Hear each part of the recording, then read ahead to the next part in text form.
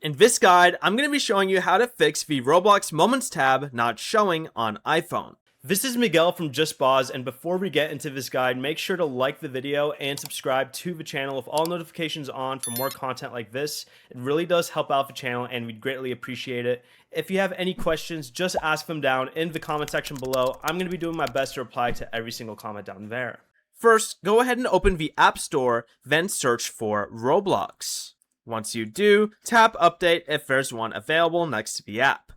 Then go ahead and open Roblox and tap the three-line menu icon in the top left and check if Moments appears in the menu.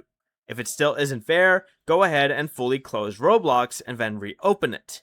Roblox is currently rolling out the newer Moments tab and app layout gradually, so it may not be available on your account or region yet.